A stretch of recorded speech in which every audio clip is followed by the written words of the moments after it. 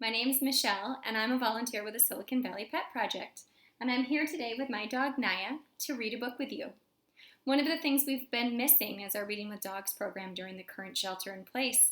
And so this, while not the same as in person, is our next best thing. All right, so today we're going to read this book, Grace for President. And it's written by Kelly DiPucchio, and the pictures are by LeUyen Pham. All right, Grace for President. On Monday morning in September, Mrs. Barrington rolled out a big poster with all of the president's pictures on it. Grace Campbell could not believe her eyes. Where are the girls? That is a very good question, said Mrs. Barrington. The truth is, our country has never had a woman president. No girl president ever? Grace asked. No, I'm afraid not, said Mrs. Barrington. Grace sat at her desk and stewed. No girls? Who'd ever heard of such a crazy thing? Finally, she raised her hand. Yes, Grace? I've been thinking it over, and I'd like to be president. Several students in the class laughed. Well, I think that's a star-spangled idea, Grace, said Mrs. Barrington.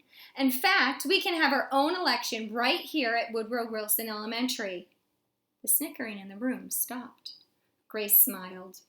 Would anyone else like to run for president? Mrs. Barrington asked the class. Nobody raised their hand. Becoming president was going to be easy, Grace thought. The next day, Mrs. Barrington made an announcement.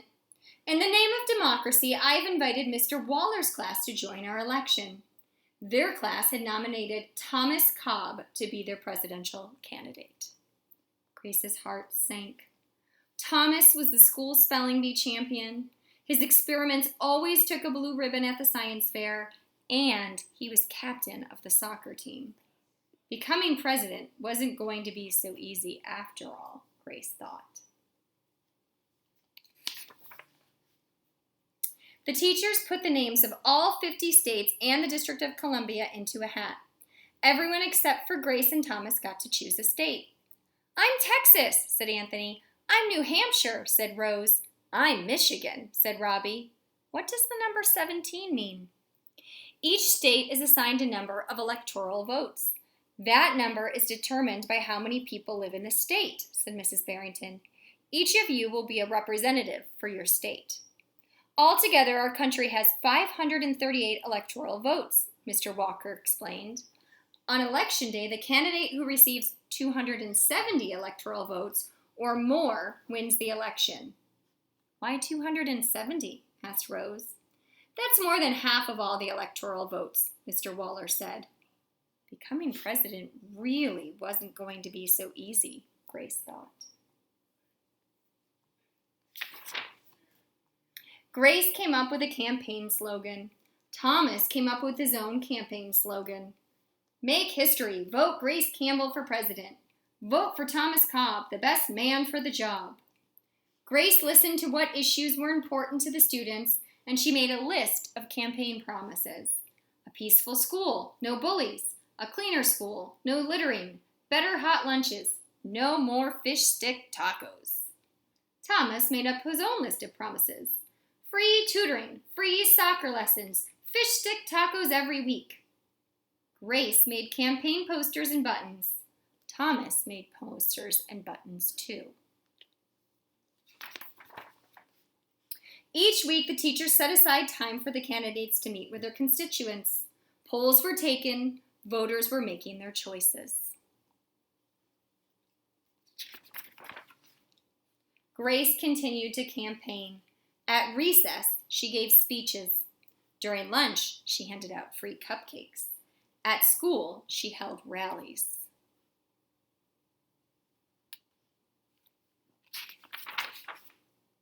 Meanwhile, Thomas wasn't worried. He had cleverly calculated that the boys held slightly more electoral votes than the girls. At recess, Thomas studied his spelling words. During lunch, he worked on his latest science experiment. After school, he played soccer. Even before the election, Grace made good on her promises. She joined the safety squad. She organized a school beautification committee, and she volunteered her time in the school cafeteria.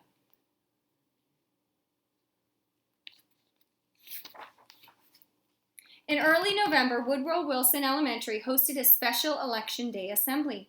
Grace and Thomas took their places on stage as the school band began to play. Henry was the first representative to approach the microphone.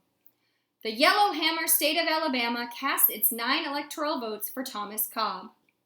Fletcher said, the last frontier state of Alaska cast its 3 electoral votes for the best man for the job, Thomas Cobb. Hannah called out, the Grand Canyon state of Arizona cast its 10 electoral votes for Grace Campbell. And so it went. State after state after state cast their electoral votes. The scoreboard in the gymnasium kept track of the totals. The voting demonstration was quickly coming to an end. Clara approached the podium. The Badger state of Wisconsin cast its 10 votes for my best friend, Grace Campbell.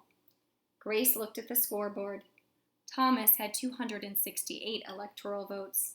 She had 267.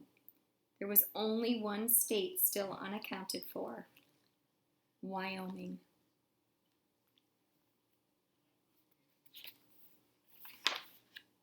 Thomas grinned. Grace felt sick. Sam walked up to the microphone.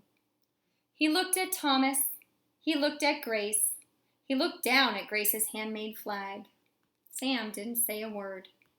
What are you waiting for? Thomas whispered. The band stopped playing. All eyes were on Wyoming. Finally, Sam cleared his throat. The equality state of Wyoming cast its 3 electoral votes for Grace Campbell. The gymnasium erupted in loud cheers and a few boos. Mrs. Barrington approached the podium. With 270 electoral votes, the winner is Grace Campbell. Thomas looked stunned. Grace hugged Sam. Why did you do it? She asked. Sam handed Grace his flag.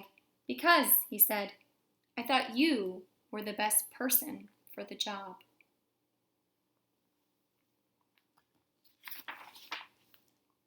The following week, the students in Mrs. Barrington's class were preparing for their career day presentations.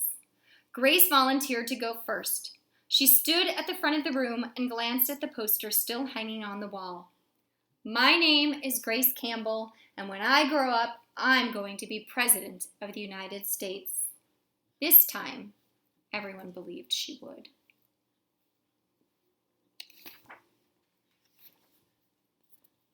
And there is her being sworn in. We hope you enjoyed this book, Grace for President, and we can't wait to read with you again next time.